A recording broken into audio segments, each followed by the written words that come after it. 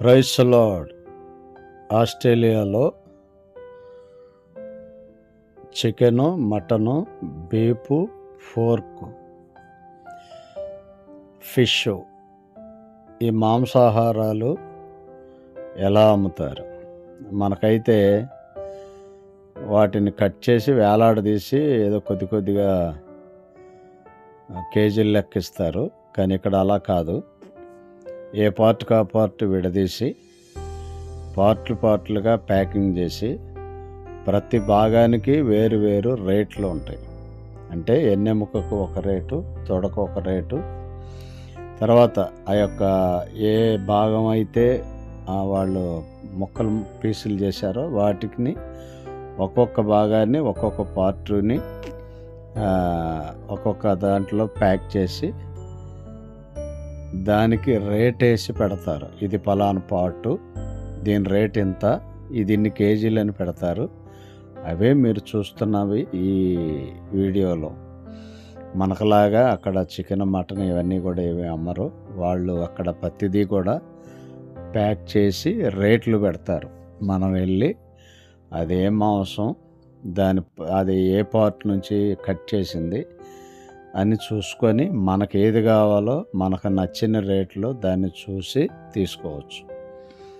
అది ఇక్కడ మీరు చూస్తే బాగుంటుంది. అంటే చికెన్ కానీ, మటన్ కానీ, బీఫ్ కానీ, పోర్క్ కానీ. పోర్క్ అంటే పంది మాంసం అన్నమాట. పంది మాంసం కూడా ఆస్ట్రేలియాలో బాగా తింటారు. ఈ బీఫ్ బాగా తింటారు.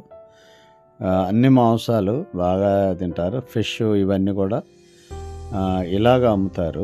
అందుకనే ఒకసారి మీ అందరూ చూస్తే బాగుంటుందని మన సోమవారం కాస్కో షాపింగ్ మాల్కి వెళ్ళినప్పుడు ఈ మాంసం అంతా చాలా ఫ్రెష్గా అప్పుడే ప్రాసెస్ చేసి పెట్టారు. దాన్ని వీడియో తీయటం జరిగింది. ఇక్కడ మీరు బాయిల్ చేస్తున్న చికెన్ చూస్తున్నారు కదా.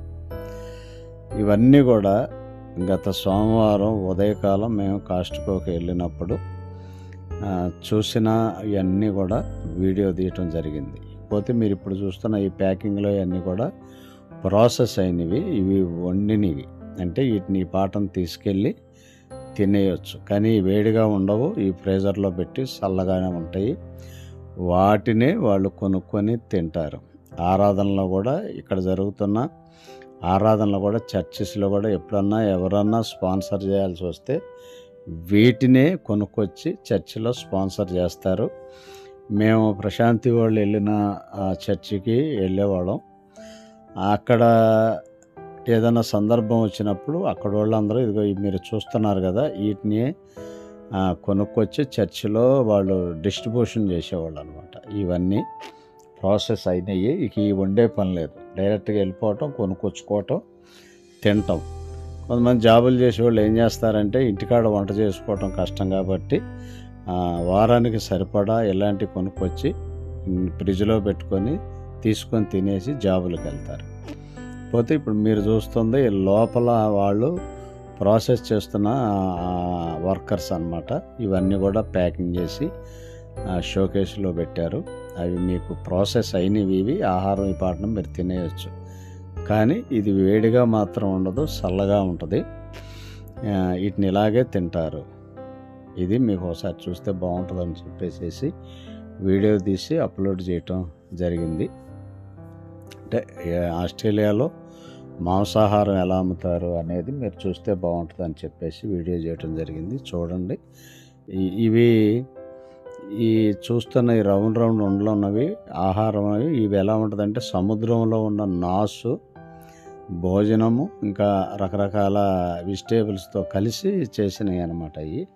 ఇవన్నీ కూడా ప్రాసెస్ అయిన ఆహారం. వీటిని అప్పటికప్పుడు మనం తీసుకొని తినేయచ్చు. ఇది మీరు చూస్తుంది అక్కడ జీవన విధానం, అక్కడ ఆహారపు అలవాట్లు, ఇవన్నీ కూడా మీరు ఒకసారి చూస్తే బాగుంటుందని మన సోమవారం ఊరికే షాపింగ్ మాల్కి వెళ్ళినప్పుడు తీసి మీకు అప్లోడ్ చేస్తున్నాను. అందరూ చూడండి. అదంతా అయిన తర్వాత ఇక్కడ మీరు చూస్తుంది కౌంటర్. ఇది రేట్లు వేయించుకొని మన మామూలుగా డిమార్ట్, సూపర్ మార్కెట్లో ఎలాగైతే రేట్లు వేసి ఉంటారో అలాగే ఇది అమ్ముతారు. ఈ కాస్ట్కో అనేది చాలా పెద్ద షోరూము.